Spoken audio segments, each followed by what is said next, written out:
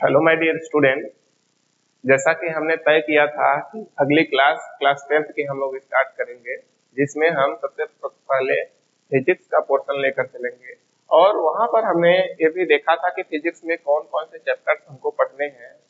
वहां पे मुख्यतः दो हिस्से थे, ऑप्टिक्स जिसमें दो चैप्टर थे और सेकेंड पोर्शन में इलेक्ट्रिसिटी एंड मैग्नेटिज्म था। हम लोगों को शुरुआत में पढ़ना है ऑप्टिक्स से, और ऑप्टिक्स का जो फर्स्ट चैप्टर है वो है लाइट रिफ्लेक्शन एंड रिफ्रैक्शन, प्रकाश, उसका उससे संबंधित दो घटनाएं, परावर्तन तथा अपवर्तन। हम जानते हैं स्टूडेंट, ये सारा का सारा इस टॉपिक जो भी है वो पूर्णतः आधारित है प्रकाश पर, प्रकाश के गुणों पर, मीन्स लाइट इंग्लिश में कहें तो हमें सर्वप्रथम जानना चाहिए कि ये लाइट है क्या, किसके बारे में हम जानना चाह रहे हैं। तो आइए थोड़ा सा इसके बारे में सीखते हैं। स्टूडेंट, आपने थोड़ा बहुत इसके बारे में सीखा होगा, हालांकि आइए एक बार फिर से चर्चा कर लेते हैं। देखिए, लाइट जो है, किसी भी चीज को जब डिफाइन करना हो तो उसका एक ही मकसद होता है, उसके बारे में वो सारे गुण बताइए जिससे उसकी पहचान हो जाए। कम से कम इतने गुण हो जिससे आपका ध्यान उसी चीज पर जाए। तो लाइट के बारे में अगर हमें कहना हो कि सबसे मुख्य पहचान इसकी क्या होती है, हम इसको कैसे जानेंगे कि लाइट की बात हो रही है। तो हम जानते हैं स्टूडेंट कि लाइट एक ऐसी चीज है जो हमें अगर न रहती तो वस्तुओं को हम देख ना पाते, अर्थात हम कह सकते हैं कि इसकी सहायता से ही हम देख पाते हैं। तो हम ये कह सकते हैं कि लाइट का जो सबसे महत्वपूर्ण गुण है वो क्या है, यह हमें वस्तुओं को देखने में मदद करता है, अर्थात इसकी सहायता से हम वस्तुओं को देख पाते हैं। तो अगर हम थोड़ा सा और इसके बारे में एक दो प्रॉपर्टी देखें तो हम जानते हैं कि ये एक प्रकार की ऊर्जा है, इसमें ऊर्जा होती है। तो आप कंप्लीट डिफिनीशन में कह सकते हैं कि लाइट क्या है, एक प्रकार की ऊर्जा है, जिसमें इस ऊर्जा की क्या विशेषता है। ऊर्जा तो बहुत प्रकार की होती है, तो हम अगर सिर्फ ऊर्जा कहेंगे तो कैसे जानेंगे कि लाइट की बात हो रही है। तो इसकी स्पेशलिटी क्या है कि यह हमें वस्तुओं को देखने में मदद करती है। लाइट जो है ऐसी ऊर्जा है जो हमें वस्तुओं को देखने में मदद करती है।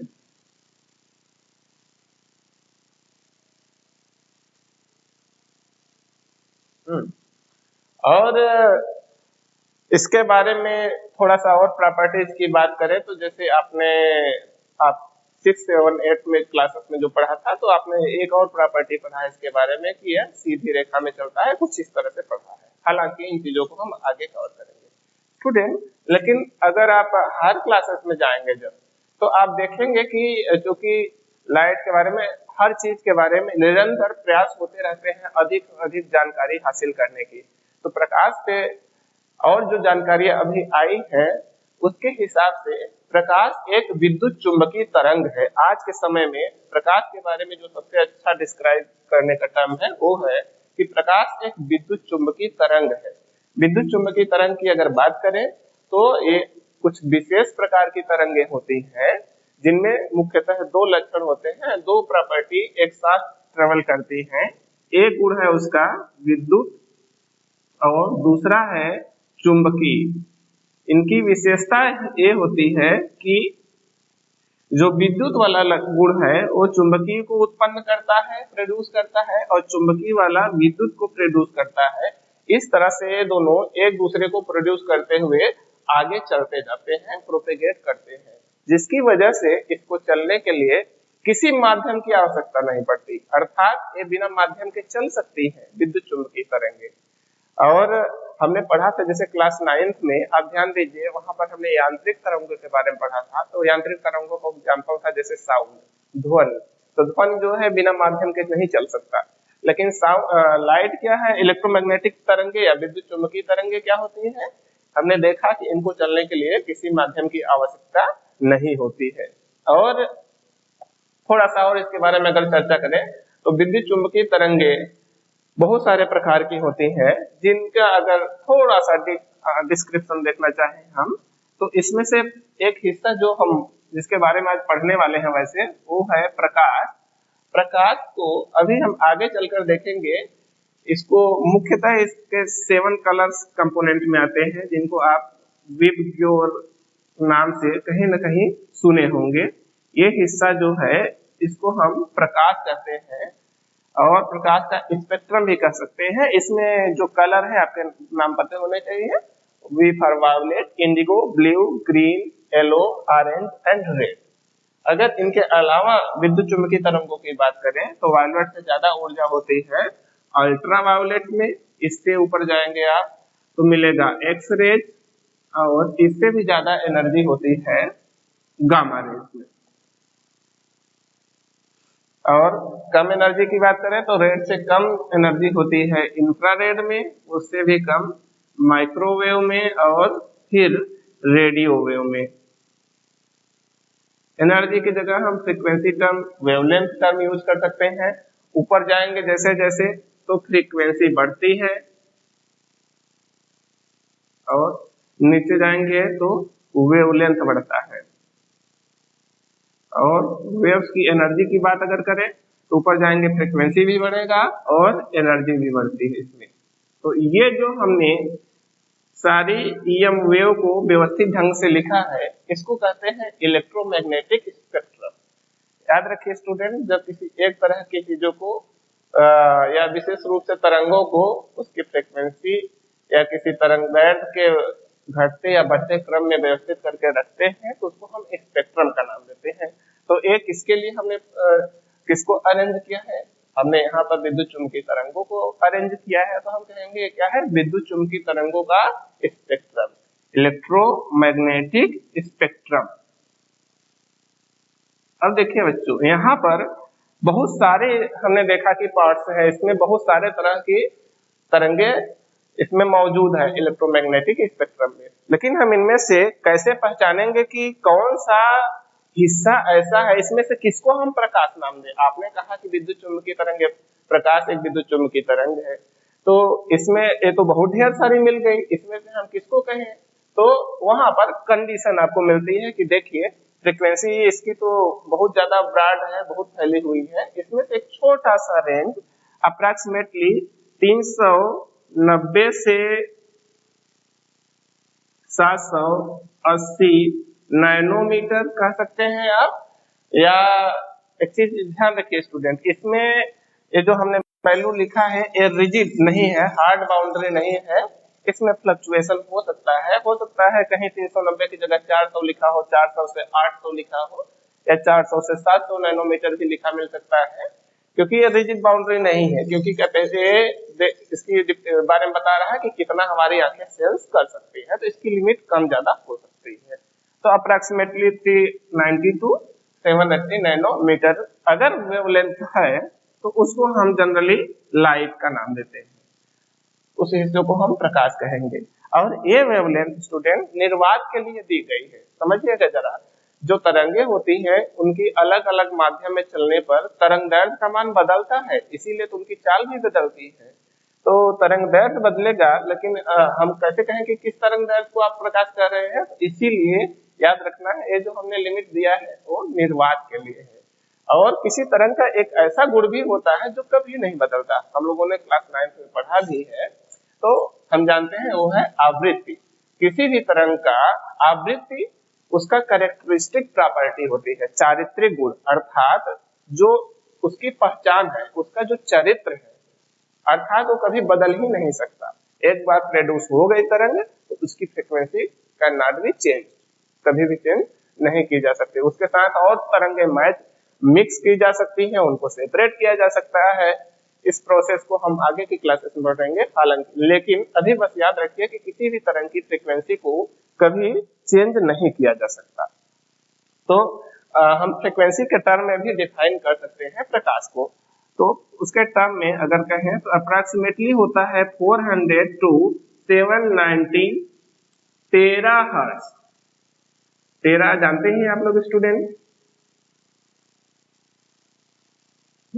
टेरा के बारे में आपको पता होना चाहिए। तो लगभग इतना फ्रीक्वेंसी रेंज अगर है तो इसको हम लाइट का नाम देंगे। हम कहेंगे कि यह विद्युत चुम्बकीय तरंग जिसकी आवृत्ति 400 से लगभग 790 टेराहर्ट्ज हो, उस विद्युत चुम्बकीय तरंग को प्रकाश कहते हैं। ऐसे भी डिफाइन कर सकते हैं। तो थोड़ा सा डिटेल्ड डिफिनीशन हो गई। इसमें इस डिफिनीशन में आप उसके बारे में ज्यादा अच्छे से बता पा रहे हैं, ज्यादा चीजें बता रहे हैं।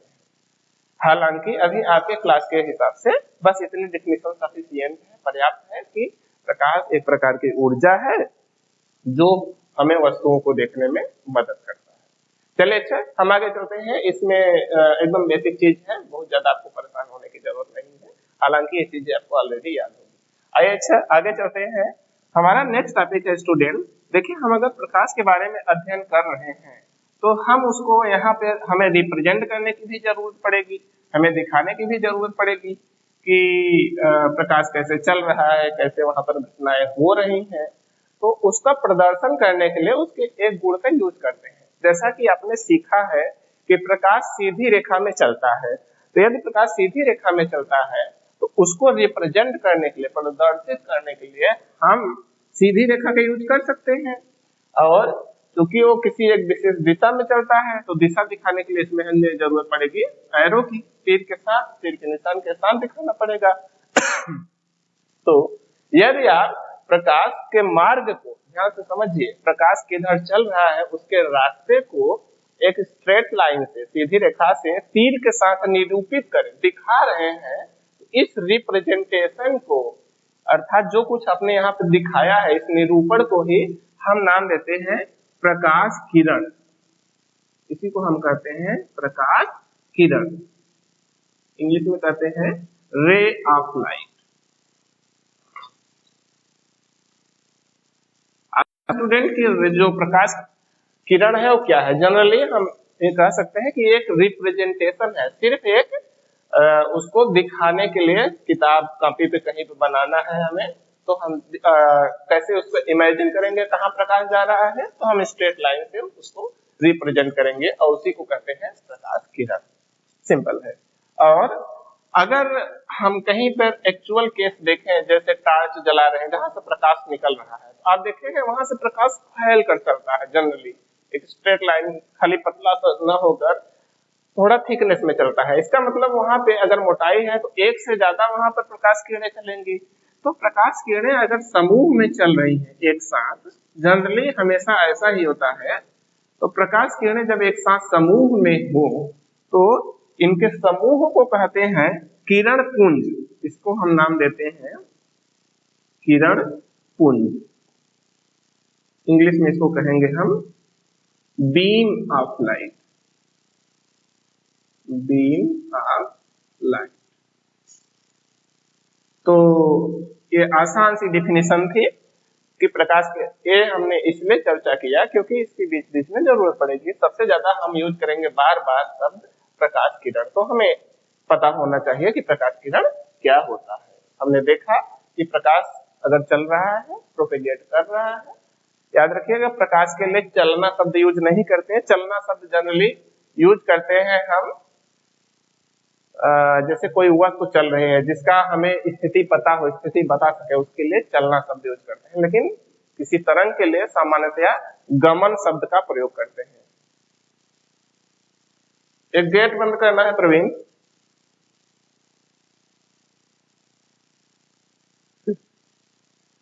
उसको बंद कर दो।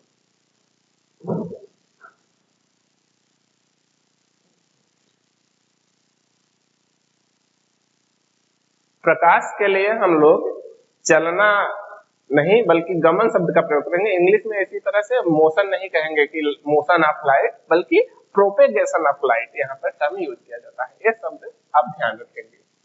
तो आइए आगे चलते हैं, हम इससे संबंधित कुछ और बातों के चीजों के बारे में सीखते हैं। बेसिक से हम लोगों ने स्टार्ट किया है। आगे की बात करें स्टूडेंट, हमने अभी जैसे चर्चा किया कि हम मुख्य रूप से प्रकाश को किस नजर से देखते हैं कि ये हमें वस्तुओं को देखने में मदद करता है। तो हमारे मन में बेसिक सा क्वेश्चन आना चाहिए कि हमें वस्तुएं दिखाई कैसे देती हैं। जरा सोचिए, हमें जिस वस्तु को देखना होता है, हमें एक चीज तो क्लियर है कि अपनी आंख से देखते हैं। तो क्या होता है, क्या हमारी आंख निकल के जाके उसको छू लेती है और हम उसको देख पाते हैं, तब हमारी आंख उसको समझ के बताती है? ऐसा तो नहीं होता है। आप जानते हैं हमारी आंख यही है, वस्तु दूर है, तो दोनों के बीच में संबंध क्या है? सिंपल सा जो चीज आपके मन में आएगा वो है प्रकाश। प्रकाश ही दोनों को जोड़ रहा है। तो जब हम किसी वस्तु को देखना चाहते हैं तो एक ही ऑप्शन है, जब प्रकाश उस वस्तु से चलकर हमारी आंख में पहुंचे तब हम उस वस्तु को देख पाते हैं। एक बार फिर से बोलते हैं, किसी वस्तु को देख पाने का क्या प्रोसेस है? जब किसी वस्तु से प्रकाश चलकर हमारी आंख पर पहुंचता है तो उस वस्तु को हम देख पाते हैं। अब सोचिए जरा, हम किन्हीं वस्तु को कैसे देखेंगे, अलग अलग तरह की वस्तुओं को। हम जानते हैं स्टूडेंट कि वस्तु को देखने के लिए प्रकाश आवश्यक है। इसका मतलब प्रकाश उसके पास रहेगा तभी देख पाएंगे। लेकिन क्या सभी वस्तुओं के पास प्रकाश होता है?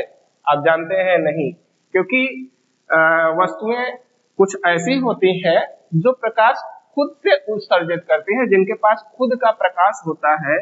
ऐसी वस्तुओं को हम क्या कहते हैं? प्रदीप्त वस्तुएं। प्रदीप्त इंग्लिश में कहते हैं लुमिनस, अर्थात ऐसी वस्तुएं जो स्वतः क्या करती हैं? स्वतः प्रकाश का उत्सर्जन, अर्थात उनके अंदर से प्रकाश निकलता है, उत्सर्जन करते हैं। emits light by itself, emits light by itself, अर्थात उनके पास खुद का प्रकाश होता है, खुद ही उनके अंदर से प्रकाश निकल रहा है। जैसे ट्यूबलाइट हो गया, बल्ब हो गया, और सन, हमारी पृथ्वी पर सबसे ज्यादा प्रकाश का सबसे मुख्य स्रोत जो है वो क्या है? सूर्य है। तो सूर्य भी किसमें आएगा? प्रदीप्त वस्तुओं में। तो ऐसी वस्तुओं को देखना कितना आसान है। वहां से प्रकाश चला सीधे हमारी आंख में, उसके पास खुद ही प्रकाश है, तो वहां से प्रकाश चला हमारी आंख में पहुंचा, हमने उसको देख लिया। देखिए, इसको देखना बहुत आसान होता है। लेकिन उसका क्या होगा जिसके पास प्रकाश है ही नहीं? उसको हम कैसे देख पाएंगे? तो पहली बात तो ऐसी वस्तुओं को नाम क्या दिया गया है? आप जानते हैं, जिनके पास दीप्ति न हो, अर्थात उनके पास प्रकाश न हो, तो उनको हम क्या करते हैं? अदीप्त वस्तुएं। हाँ, इंग्लिश में कहेंगे इनको नॉन लुमिनस। नॉन लुमिनस क्या है? ऐसी वस्तुएं जिनके पास स्वयं का प्रकाश नहीं है। अब समस्या आती है कि हम देख पाएंगे तब जब प्रकाश उससे चलेगा, हमारे आंख में पहुंचेगा, लेकिन उसके पास प्रकाश है ही नहीं, तो हम उसको देखें कैसे? अब देखिए क्या ऑप्शन बचता है कि उसके पास प्रकाश है तो नहीं, लेकिन उससे होकर आ सकता है। अगर कहीं और से प्रकाश जाए उसके पास और वहां से फिर होकर हमारी आंख पे पहुंचे, तो हमें तो सिर्फ इससे मतलब है ना कि प्रकाश आया कहां से, हमारी आंख में जो पहुंच रहा है वो डायरेक्ट चला कहां से था। तो अगर कहीं और से प्रकाश किसी वस्तु पे पड़ा और वहां से होकर, समझिए, वस्तु से होकर हमारी आंख पे पहुंचेगा तो हमें वस्तु दिखाई देगी। हमें इससे मतलब नहीं है कि प्रकाश उत्पन्न कहां से हो रहा है। तो जो अदीप्त वस्तुएं होती हैं, ये अपने प्रकाश से नहीं बल्कि किसी अन्य प्रकाशिक सोर्स के प्रकाश से प्रकाशित होती हैं, अर्थात किसी और के प्रकाश की सहायता से दिखती है या उनको हम देख पाते हैं। आइए समझते हैं अदीप्त वस्तुओं को दिखने का क्या क्या तरीका संभव है। स्टूडेंट, अदीप्त वस्तुओं को हम चाहें तो मुख्यतः दो कैटेगरी में बांट सकते हैं। एक जो बड़ी वस्तुएं हैं जिनमें सतह हो, जनरली कोई न कोई जिसमें सतह हो, और दूसरा वैसी वस्तुएं हम ले सकते हैं जो स्मॉल पार्टिकल के फॉर्म में हो, जैसे हो गया आपका धूल, धुआं, इतने सूक्ष्म कण, बहुत सूक्ष्म कण है। हाँ, तो दोनों को देखने का तरीका अलग होता है स्टूडेंट। देखिए, सतह के केस में क्या होता है, प्रकाश किरण चलती है, सतह पे टकराती है और वहां से लौट जाती है। अब हमारी आंख में अगर पहुंची तो हम इसको देख लेंगे आराम से, इस वस्तु को, क्योंकि हमारे आंख पे जहां से प्रकाश चलता है उसको हम देख सकते हैं। लेकिन सूक्ष्म कणों के केस में क्या होता है, यहाँ पे प्रकाश जब टकराता है इन सूक्ष्म कणों से तो वो इस तरह से नहीं लौटता बल्कि सभी संभव दिशाओं में बिखर जाता है। तो इसके आधार पे इन दोनों जगह पे अलग अलग प्रक्रियाएं होती है, उनको अलग अलग घटना कहते हैं, अलग अलग नाम दिया जाता है। जो सतह पर हो रहा है, प्रकाश किरण जब सतह से टकराकर वापस लौट जाती है तो इस घटना को हम कहते हैं प्रकाश का परावर्तन। जैसे आपने ध्वनि का परावर्तन क्लास 9th में पढ़ा है, यहाँ पर इसको क्या कहेंगे, प्रकाश का परावर्तन। इंग्लिश में क्या कहेंगे, reflection of light, reflection of light.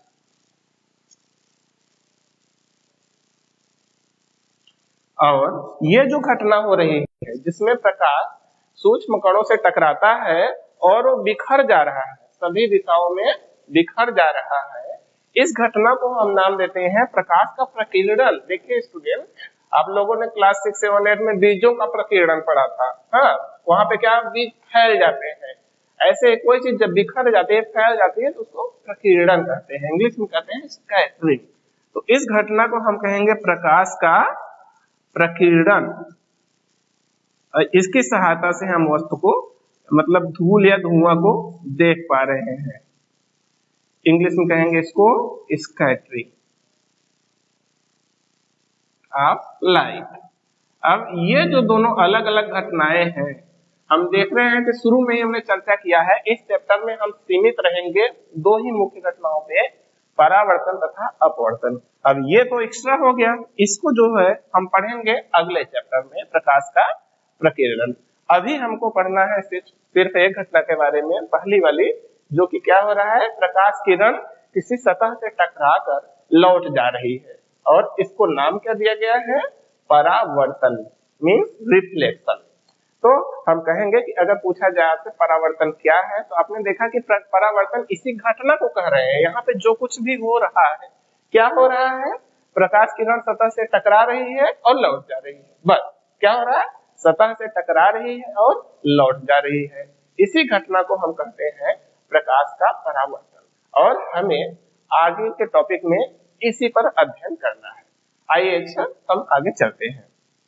Student, यहाँ पर एक दो छोटी मोटी बातें थोड़ा सा आपको ध्यान में रखनी है कि जो हमें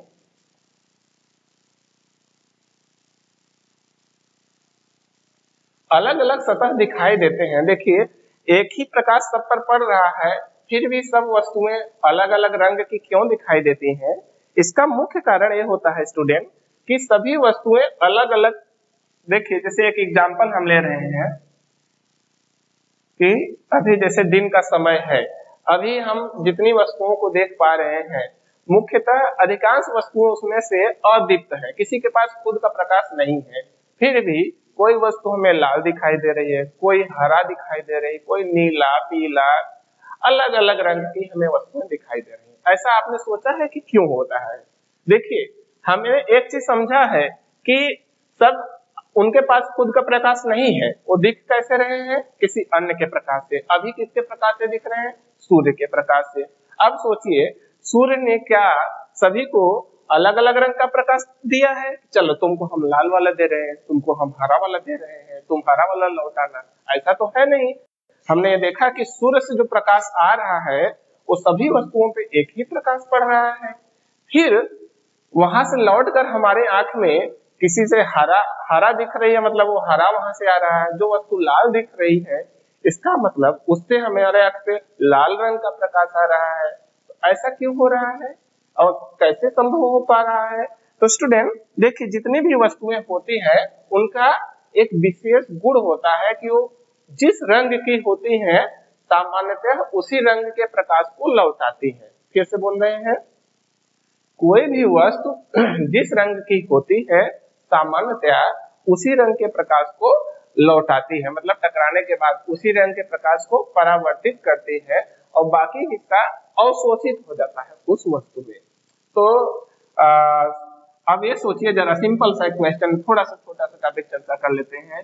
एक वस्तु है हरा, उस पे सूर्य का प्रकाश पड़ा, उससे हरा लौटा। वस्तु अगर लाल है, उस पर भी सूर्य का प्रकाश पड़ा, वहां से लाल लौटा। इसका मतलब ये लाल रंग आया कहाँ था? आया कहाँ से? उसी सूर्य के प्रकाश में ही था। हरा रंग भी सूर्य के प्रकाश में ही था। इसका मतलब सूर्य के प्रकाश में पहले से सभी रंग मौजूद है। तो जो वस्तु जिस रंग की हो रही है उस रंग के प्रकाश को परावर्तित कर दे रही है और बाकी को अवशोषित कर ले रही है, जिससे सभी अलग अलग वस्तुएं अलग अलग रंग की दिखाई पड़ रही हैं। इससे एक चीज ये भी सिद्ध होता है कि सूर्य के प्रकाश में सभी रंग मौजूद है पहले से। अब देखिए, हमने जब देखा कि वस्तु जिस रंग की है उसी रंग के प्रकाश को लौटा रही है, यहाँ पर ध्यान दीजिए जरा स्टूडेंट, कि जिस रंग की है उसी रंग के प्रकाश को लौटा रही है। और हमने अभी देखा कि सूर्य के प्रकाश में सभी रंग मौजूद हैं और सूर्य के प्रकाश का कलर क्या होता है, सफेद होता है। अब सोचिए, हम अगर चाह रहे हैं एक ऐसी सतह बनाना जो सब रंग के प्रकाश को लौटा दे, हम क्या चाह रहे हैं, एक ऐसी सतह बनाना जो सभी रंग के प्रकाश को लौटा दे, अर्थात सभी रंग का परावर्तन करे। जरा सोचिए इसका रंग कैसा होना चाहिए। हमने देखा अगर इसको लाल प्रकाश लौटाना है तो इसका लाल रंग होना चाहिए, हरा प्रकाश लौटाना चाह रही है तो हरा रंग का होना चाहिए। अगर इसको सभी रंग का लौटाना है प्रकाश, इसका मतलब इसके अंदर सभी रंग होने चाहिए, और अगर सभी रंग को हम मिला दे तो कौन सा रंग बनता है, वो है सफेद। अर्थात अगर हम चाह रहे हैं कि कोई वस्तु सभी रंग के कलर को रिफ्लेक्ट करे, सभी रंग के प्रकाश को लौटा दे, तो उस वस्तु का रंग क्या होना चाहिए, सफेद। तो ऐसी सतह अगर हम बनाए, स्टूडेंट ध्यान से सुनिए, अगर हम चाह रहे हैं कि एक ऐसी सतह बनाए जो अपने ऊपर पड़ने वाले लगभग सभी प्रकाश को पूर्ण रूप से लौटा दे, लगभग पूरी तरह से संभव नहीं है आइडियली, लेकिन लगभग काफी हद तक अगर वो अपने ऊपर पड़ने वाले सभी प्रकाश को लौटा दे रही है, तो ऐसी सतह को हम नाम देते हैं दर्पण। इसको क्या नाम देते हैं, दर्पण। दर्पण सिंपली क्या हो गया, इंग्लिश में कहेंगे मिरर। तो मिरर अगर आपसे कोई पूछे कि क्या होता है तो आप कहेंगे एक ऐसी सतह जो जिसके अंदर क्या गुण होना चाहिए, अपने ऊपर पड़ने वाले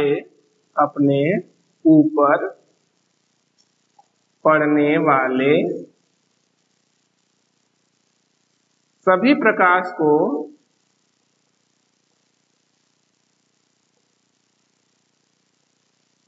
क्या कर दे, पूर्णतः लगभग पूरी तरह से,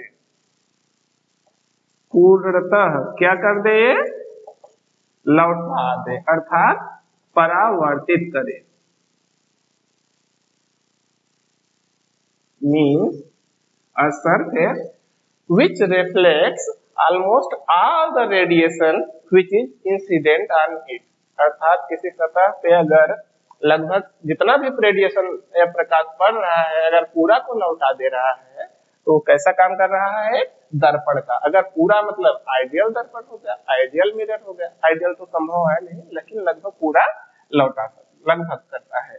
तो इसके बारे में अगर थोड़ा सा और चर्चा कर लें तो देखिए स्टूडेंट, अगर हम चाह रहे हैं कि पूरी तरह से परावर्तित करें तो उसके लिए वो सतह सफेद होनी चाहिए और कैसी होनी चाहिए, चमकदार होनी चाहिए, एकदम पॉलिश्ड होनी चाहिए, क्योंकि खुरदुरा सतह प्रकाश को अवशोषित करता है, एनर्जी को अवशोषित करता है।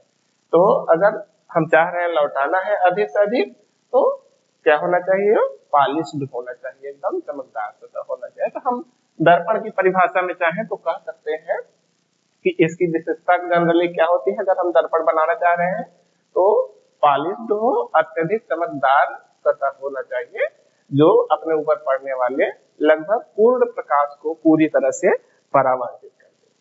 ठीक है स्टूडेंट, आगे हम चलते हैं। ये तो बहुत आसान सी चीज थी, जनरली आपसे पूछा नहीं जाता लेकिन चीजें आपको पता रहनी चाहिए। आइए अच्छा आगे चलते हैं, दर्पण से संबंधित अन्य बातें हम आगे करेंगे।